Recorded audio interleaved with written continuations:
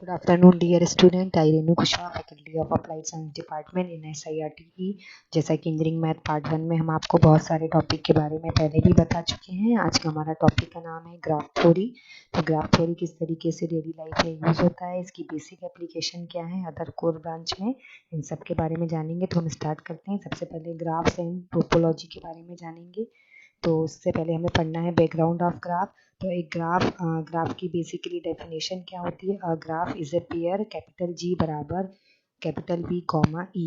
तो undirected graph and directed graph, weighted graph and unweighted graph, ये सब graph के टाइप्स हो गए। तो ग्राफ की बेसिकली जो डेफिनेशन होती है, जब हम वर्टाइसिस और एजेस के कॉम्बिनेशन से लेके कोई भी डायग्राम या कोई भी सर्किट बनाते हैं, this is a basic form of graph. तो ये आपके दो टाइप के ग्राफ का हो गया example.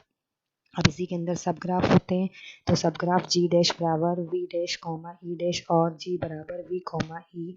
For example V dash contain V v1 v2 belongs to e dash if and only if v1 comma v2 belongs to e and v1 comma v2 belongs to v dash। Complete सब graph कहलाता है इस type की ना। ये हो गया उसका डायग्राम। इस तरीके से हम उसके बाद कनेक्टेड ग्राफ क्या होता है? A sequence of vertices v1 से लेके vn that there is an edges from each vertices to the next vertices in the sequence. If the graph is directed then each edges must in the direction from the current vertex to the next vertex in sequence. तो this is called the path. अब connected vertices क्या होती है? Two vertices v1 and vi and vj are connected if there is a path that start with vi and end with vj। Connected graph क्या होता है? Undirected graph with a path between each pair of vertices. उसके बाद strong connected graph क्या होता है? Directed graph with a path between each pair of vertices. ये हो गया उसका एग्जाम्पल विद ग्राफिकल रिप्रेजेंटेशन।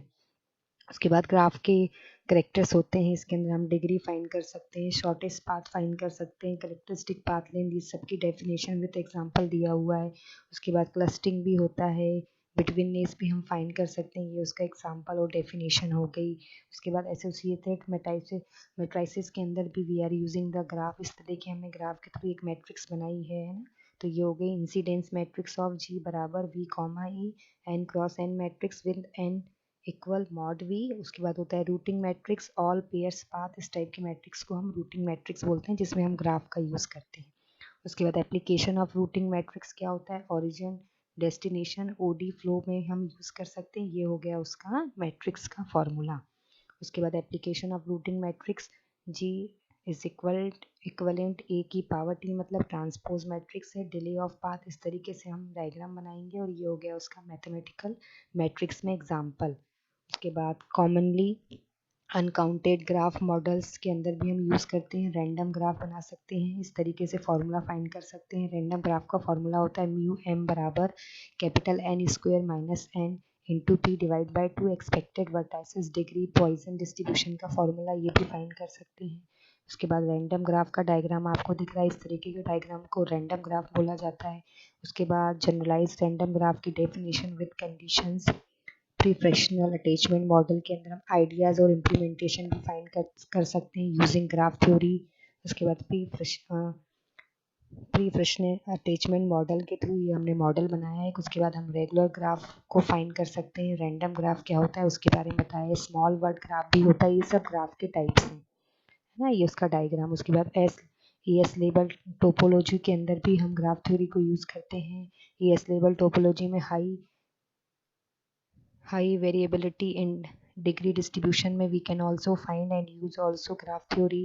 ये हो गया high variability in degree distribution, some ASes are very high connected. उसके बाद generate model of ES graph के अंदर भी यूज कर सकते हैं। ES graph taken in Jain 2002। उसके बाद ईएस रिलेशनशिप होते हैं, 4 टाइप के रिलेशनशिप होते हैं। Custom provider, pairing, mutual transit, mutual backup. ठीक है, ये हो गया। रूटर लेबल टोपोलॉजी में वी आर ऑल्सो यूज, ये सब एप्लीकेशन है ग्राफ थ्योरी की। ये सब हम find generate router level topology में भी यूज कर सकते हैं। डायनेमिक एक्सपेक्ट ऑफ टोपोलॉजी में भी we are using the graph theory, है ना। ये उसकी कंडीशन हो गई, ये उसका ग्राफ हो गया।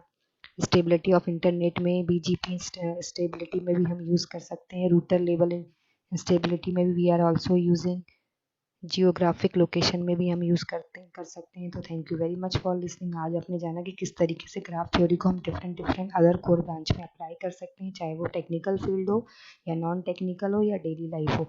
तो आज के लेक्चर में इतना ही काफ़ी है। नेक्स्ट लेक्चर में हम आपको और इसके बारे में डिटेल में बताएंगे। Once again thank you very much listening for today's lecture. Have a nice day. Take care. Stay at home.